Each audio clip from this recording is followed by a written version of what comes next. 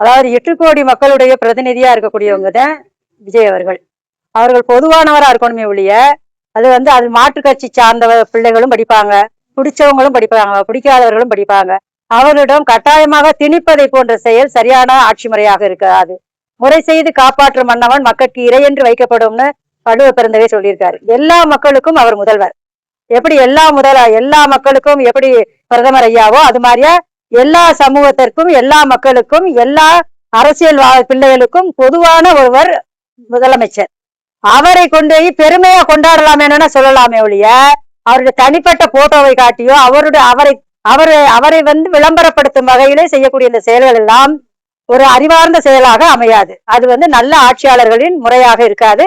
இதுவரைக்கும் நான் தெரிந்த வரையில் அப்படி எந்த ஆட்சியாளர்களும் செய்ததாக என்னுடைய வயது அனுபவத்தில் நான் அறிந்ததில்லை. நானும் சிறு வயதிலிருந்து பள்ளி பருவத்தில் எம்ஜிஆர் காலத்துல ஐயாவில இருந்து படிச்சிருக்கேன்.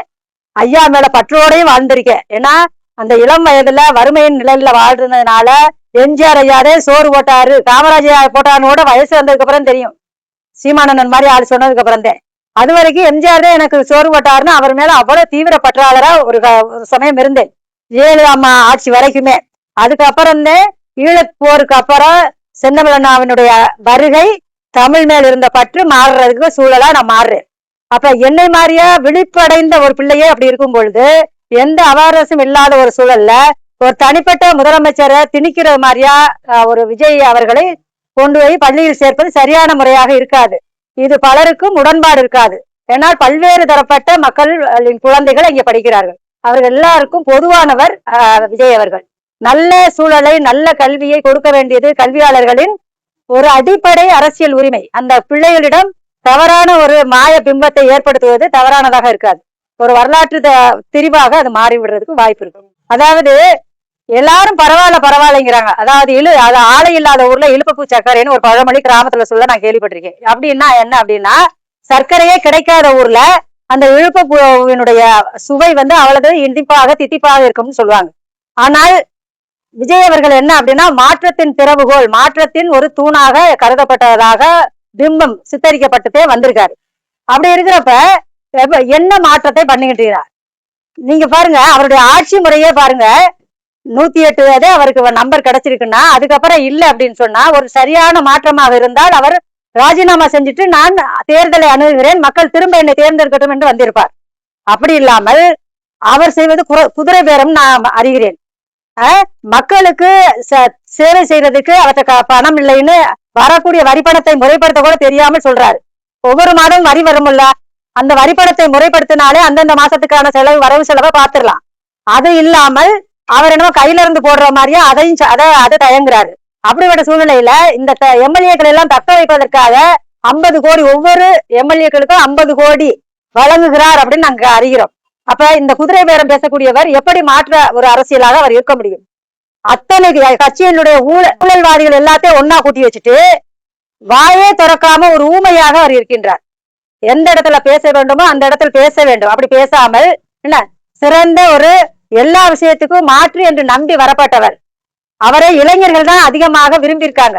அப்ப இளைஞர்களை கவரும் வகையில அவருடைய பேச்சாற்றல் என்பது ஒரு ஒரு ஒரு ஒரு ஒரு அரை புள்ளி கூட இல்லை. அப்போ ஊமையாக எல்லாரும் இருக்கணும்னு பள்ளியில கூட பிள்ளைகள் என்ன நினைப்பாங்க, பாடத்தை டீச்சர் கேட்டா பதில் சொல்ல மாட்டாங்க. ஏன்னா எங்க முதலமைச்சரே பேசாமத்தே இருக்காங்கன்னு பதில் சொல்றதுக்கு வாய்ப்பு இல்லை. தப்பான ஒரு உதாரணமாத்தே ஆகும். எந்த இடத்தில் பேச வேண்டுமோ அந்த இடத்தில் பேசி எந்த இடத்தில் தன்னுடைய முகபாவங்களை காட்ட வேண்டுமோ அதை காட்டினால்தான் அது சரியானதாக இருக்கும். இவர் அமைதியாக இருக்கிறதுக்கு மட்டும் சொல்லல.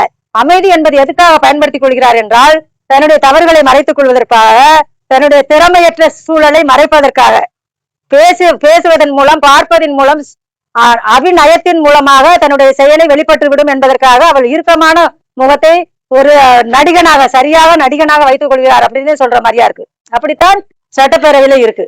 அப்ப இத பாக்குறப்ப எந்த விதத்திலும் மாற்று இல்லை. இதுவரைக்கும் இருந்த நல்ல விடயத்தில் எல்லாம் மிக மிக மோசமான விடயமாக இப்ப நடக்கக்கூடிய விஷயங்களை பாக்குறோம்.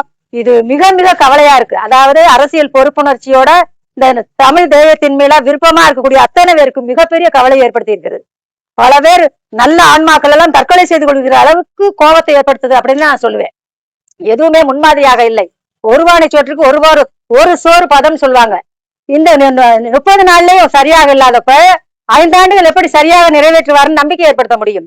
என்னுடைய மக்கள் கல்வியில் அறிவற்றவர்களாக மூடர்களாக, நான் உண்மையிலே இதை வன்மையாவே சொல்றேன். ஏன்னா திரை மோகத்திலும் அதாவது போதை மோகத்திலும் அதே மாதிரியே டாஸ்மாக் மோகத்திலும் இருக்கக்கூடிய மக்களாக என் தமிழ் மக்களை மாற்றுவது வன்மையாக கண்டிக்கிறேன். நான் தமிழ் படித்த ஒரு ஆசிரியை. அந்த முறையில என் தமிழ்நாட்டுக்கு கேடான ஒரு செயலாக நான் பார்க்கிறேன். அது மட்டுமல்ல, என்னுடைய தமிழ்நாட்டினுடைய பண்பாடு அடையாளத்தை அவர் ஒரு சிறிது கூட கடைபிடிக்கவில்லை. ஆங்கில ஆட்சியில ஆரை துரத்தினோமோ, வெள்ளை ஆதிக்கத்தை துரத்தினோமோ, அதைத்தான் அவருடைய உடையை நிரூபிக்குது. எந்த எந்த சாதாரண மக்கள் கோட் சூட் போட்டு வருவாங்களா, வாழ்வார்களா? அது எப்படி சாமானிய மக்களின் உடையை அணிய நீ வெட்கப்படுகிறாய்? ஒரு தூய்மையான வெள்ளை ஆடையை அணிந்திருந்தார்கள் என்று கேள்வி செய்வோம். அதை கூட நீங்க செய்யாமல், அது தமிழ்நாட்டின் பண்பாடு பாரம்பரியம். வேஷ்டி அணிவது ஆண்களின் பழக்கம், சேலை அணிவது பெண்களின் பழக்கம் என்ற என்னுடைய பண்பாட்டு அடையாளத்தையே நீங்க அழிக்கிறீர்கள் என்றால் நீங்கள் தமிழுக்கு எப்படி தொண்டு செய்யக்கூடியவராக மாற முடியும்? அதனால் முழுக்க முழுக்க இது ஒரு காமெடி நடிகரை போல ஒரு ஏமாற்று வித்தையாக நடந்து கொண்டிருக்கிறது. என் பிள்ளைகள் விழிப்புணர்வு இல்லாமல் இருக்கிறீர்கள் என்று நினைக்கிறீர்கள். காலம் ஒரு நாள் அவர்களுக்கு எல்லாவற்றையும் எடுத்துக்காட்டும். அதனால இதையெல்லாம் மாற்றிக்கொண்டால் நன்றாக இருக்கும். அவருடைய உடையிலிருந்தே தவறாக இருக்கிறது. அப்படித்தான் நாங்கள் உணர்கிறோம். சிறந்த சொல் வலிமை உடையவன் தான் செய்தியாளர்களை சந்திக்க முடியும். ஒருத்தனுடைய பேச்சாற்றலை வைத்து அவன் எத்தகையவன் என்று கண்டுபிடித்து விடலாம். முக பாவத்தை வைத்து அவன் எத்தகையவன் என்று கண்டுபிடித்து விடலாம். அதையெல்லாம் மறைப்பதற்காக அவர் செய்யக்கூடிய நாடகம் அப்படின்னு தான் நாங்க சொல்லுவோம். ஏன் நீங்க திறமையானவர்களா இருந்தா எளியவராக இருக்க மக்கள் மேல அதான் சேவை செய்யறதுக்காக வந்திருக்கேன் அப்படின்னு நீங்க நினைக்கிறீங்கன்னா சாதாரணமா பேசலாமே. நீங்க நடிக்கணும்னு அவசியம் இல்ல, ரொம்ப கற்பனையாவும் பேசணும்னு அவசியமே இல்ல. நீங்க எளிமையா ஒரு சாதாரண மக்கள்கிட்ட பேசுற மாதிரியாவே நீங்க பேசலாமே. ஏன் நீங்க எளிமையா நடக்க முடியல உங்களால? நான் ஆடம்பரமா இல்ல, நான் எல்லா 700 கோடியை விட்டுட்டு வந்தேன், எத்தனையோ லட்சத்தை விட்டுட்டு வந்தேன்னு சொல்றீங்களே. அப்படின்னா நீங்க சாதாரண ஒரு காமராஜா அளவுக்கு கூட நீங்க இல்ல. காமராஜா எல்லாம் தூய்மையின் சின்னம், கக்கனையா எல்லாம் தூய்மையின் அடையாளங்கள். அந்த அடையாளத்துக்கு கூட நீங்க அடியெடுத்து வைக்கவும் இல்ல. சாதாரண எளிய மக்களாகவும் நீங்கள் அடியெடுத்து வைக்கவில்லை. நீங்க என்ன செய்தியை சொல்றீங்கன்னே யாருக்குமே புரியல. இப்படிப்பட்ட அரசியல் அடுத்த தலைமுறைக்கு தேவையே இல்லைங்கிறதா பல்வேறு பல பேருடைய கருத்தாக நாங்கள் உணர்கிறோம்.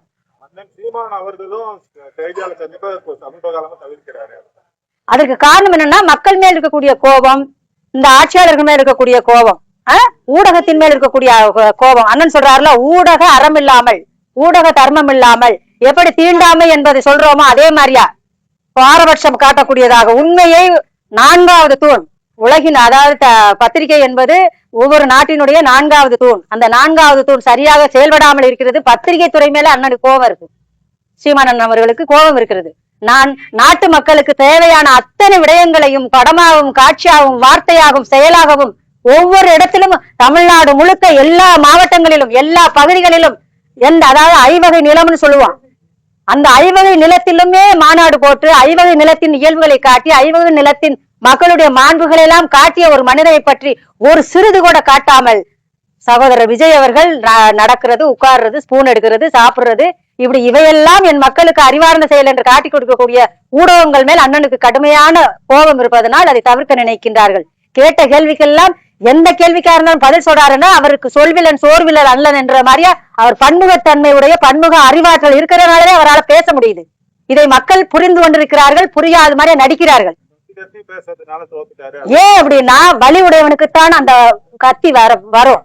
தன் வீட்டுல ஒரு அப்பா அந்த வீட்டோட நலத்தை பேணக்கூடியவராக இருந்தா அவருக்கு கோவந்தே வரும். சிரிச்சுக்கிட்டே சூப்பரா செய்யறப்பா, நீ தப்பு நல்லா பண்றப்பா, அப்படி எந்த தகப்பன்னு சொல்வதில்லை. ஒரு அதாவது தந்தையாக ஒரு மாணவனை தன் பிள்ளையை திருத்த நினைக்கின்ற ஒரு தாயாக தந்தையாக எப்படி கோவப்படுவாரோ அது மாதிரியா தன் அம்மாவை அக்காவை தங்கச்சியை பார்த்து கோவப்படுறாரு. என் மக்கள் உயர்ந்தவர்கள், 50,000 ஆண்டுகள் பெருமை மிக்க தமிழ் நிலத்தின் சொந்தக்காரர்கள் எப்படி இருக்க வேண்டும்? அவர்கள் சிறப்பானவர்கள், தன்னை அறியாமல் மறந்து தெரிகிறார்கள். அதனால் அவர் வழிதோய்ந்த வார்த்தையாக பேசுகின்றார். வழக்கறிஞர் புகார் கொடுத்திருக்காங்க. இது மாதிரி முதலமைச்சரே அமைச்சரை பத்தி அதை நான் கவனித்தேன். 60 படங்களிலும் ஒழுங்கா நடிக்காத என் தம்பி இப்பொழுது மக்களை என்ன செஞ்சு விடுவார் அப்படின்னு அவர் சொல்றாரு, விமர்சனம் வைக்கிறார். அதான் கருத்து சுதந்திரத்திற்கு முரணாக இருக்கும் செயல் அது. இது ஒண்ணும் பெரிய குற்றம்லாம் ஒண்ணும் இல்ல. உங்களை போல வளர்ந்த ஒரு தலைமை தன்மையில இருக்கக்கூடிய ஒரு தலைவர் விமர்சனம் செய்கின்றார். விமர்சனத்துக்கெல்லாம் நீங்கள் என்ன, அவர் உங்களை தனிப்பட்ட முறையில எதுவும் தாக்கல. எல்லா அமைச்சர்களையும் எவ்வளவோ செலவழிச்சு மக்களுடைய வாக்கை பற்றி வரக்கூடியவர்கள் நோ கமெண்ட் சொல்வதற்காக வருவார்களா என்று அவர் பேசுகிறார். அதுவும் இதுக்கிட்டே வாரியலாடாத பொதுவா சொல்றாரு. எந்த தனிப்பட்ட ஒரு அமைச்சரை பார்த்தோ அவர் தனி மனித தாக்குதல் செய்யவில்லை. பொதுவாக எல்லாரையும் பார்த்து எவ்வளவு சிரமப்பட்டு உங்களை தேர்ந்தெடுத்திருக்கிறோம், எத்தனை தேர்தல் அதிகாரி வேலை பார்த்திருக்கிறார்கள், எத்தனை மக்கள் வேலை பார்த்திருக்கிறார்கள், எத்தனை பொதுமக்களுடைய வாழ்க்கையில மாற்றத்தை ஏற்படுத்தி தன் வேலையை விட்டுட்டு அன்னைக்கு ஓட்டு போட வந்திருக்கான். தன்னுடைய வருமானத்தை விட்டுட்டு ஒரு தொழிலதிபர் அந்த இடத்துக்கு வந்து ஓட்டு போட்டிருக்காரு. அப்படி எல்லாம் வெற்றி பெற்ற நீங்கள் பொறுப்பே இல்லாமல் நோ கமெண்ட் சொல்றீங்களே அப்படின்னு பொதுவாக அவர் பொதுவாக இதுக்காக நீங்க ஜெயிச்சு வந்தீங்கன்னு கேட்டா அது எப்படி தப்பானதாக வரும்? என்ன மாதிரி ஆளே நான் என்னது அது சரியானன்னு சொல்லுவேன். அப்படி இருக்கிறப்ப ஒரு தலைமை இடத்துல இருக்கக்கூடியவர்களுக்கு அந்த கருத்துரிமை கூட இல்லை என்றால் இது கருத்துரிமை சுதந்திரத்தை பறிக்கும் செயல், தவறான செயல்தான் செய்து கொண்டிருக்கிறார்கள். காலம் எல்லாவற்றுக்குமே விடை தரும். அண்ணன் எதற்காகவும் பயப்பட போறதில்லை. அவர் எத்தனையோ 200க்கும் மேற்பட்ட வழக்குகளை சந்திக்கக்கூடியவர், சிறைதான் தன் வாழ்க்கை என்று வாழக்கூடியவர். அவர் இதற்கெல்லாம் பயந்து செல்ல மாட்டார். எங்கள் வாழ்க்கை மக்களின் அர்ப்பணிப்புக்காக வந்த கட்சி. அதனால வெற்றி தோல்வியை பற்றி கவலைப்படாமல் முன்னேறி சென்று கொண்டே இருப்போம். எம் மக்களை விழிப்படைந்தவர்களாக எப்படி தமிழாய்ந்த அறிவான மக்களாக மாற்றும் வரைக்கு நாம் தமிழர் கட்சி விடாது, ஓயாது.